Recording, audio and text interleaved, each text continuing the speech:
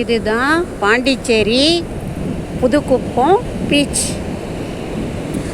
நிறைய பாருங்க, அலையெல்லாம் எப்படி அடிக்குதுன்னு ஒன்றோடு ஒன்று பாய்ந்து வருது. எவ்வளோ அழகாக இருக்குது. மீன் பிடிக்கிறாங்க எல்லோரும், போட்டிங். நிறைய பாருங்க, எவ்வளோ அழகாக இருக்குது. இந்த கடலுக்கு ஒரு இது சொல்லுவாங்க, அதாவது கடலில் இந்த அலை எதனால் வந்ததுன்னா ஒரு செவி வழியாக வர கதை. அக்காவும் தங்கச்சியும் கடலுக்கு வந்தாங்களாம். கடலுக்கு வரும்போது இந்த கடலில் தங்கச்சி ஆர்வமாக கொஞ்சம் தொலைவு நடந்து போயிருக்குது. அப்போல்லாம் அலையே இல்லையாம். நடந்து போகும்போது ரொம்ப ஆழத்தில் போயிட்டாலாம், காணாத போயிட்டாலாம். உடனே அக்கா என்ன பண்ணலாம், தங்கச்சியை தேடிக்கின்னு கூவிக்கினே, இறைச்சல் போட்டுக்கினே கூவிக்கினே போயிடுச்சான். அப்போ தங்கச்சி அலை, அதான் அக்கா அலை தங்கச்சி அலைன்னு சொல்லுவாங்க. இது ரெண்டும் ஒன்றோட ஒன்று தங்கச்சியை தேடி பிடிக்கிறதுக்கு வருதான். அக்கா அலை பெரிய அலை வருது. இது வரைக்கும் தங்கச்சியை பிடிக்க முடியலையாம், தேடுதான், தேடல். இந்த அலைகள் ஒரு தேடல். சின்ன அலையாக தங்கச்சி வருதான், அக்கா அலை பெருசாக வருதான். இது ஒரு தேடல். இதை சொல்லுவாங்க. எவ்வளவு அழகாக இருக்குது பாருங்களேன் கடல். இவ்வளவு தண்ணி இருக்குது, ஆனால் நம்மளுக்கு தண்ணி குடிக்க முடியாது.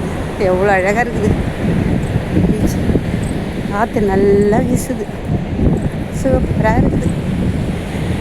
இப்போ நம்ம நோனாங்குப்பம் போக போகிறோம். இப்போ பாருங்கள், இந்த பாருங்கள் பீச்சில் விட்டுல நோனாங்குப்பத்துலேருந்து பாருங்கள், இது எவ்வளோ அழகாக பறந்து வருது பாருங்கள். எல்லோரும் மக்கள் அதில் உட்காந்து வராங்க பாருங்கள்.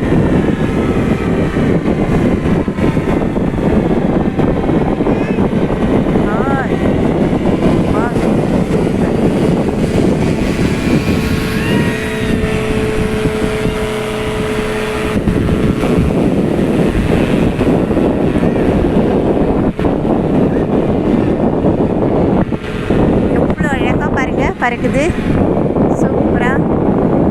இது நோனாங்குப்பம் அந்த பீச்சிலேருந்து புதுக்குப்பம் வரைக்கும் போயிட்டு அப்படியே திரும்பும் பாருங்கள்.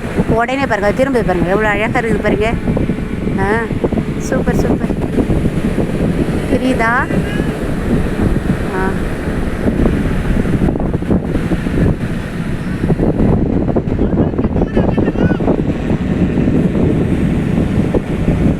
எவ்வளோ அழகாக இருக்குது பாருங்கள். பறந்து போகுது. நிறையா இதை எல்லாருமே இதில் போகிறதுக்கு விரும்பி நிறைய வெளிநாட்டிலேருந்து தங்குறாங்க. அவங்களாம் இதில் பறந்து போகிறாங்க. பாய்.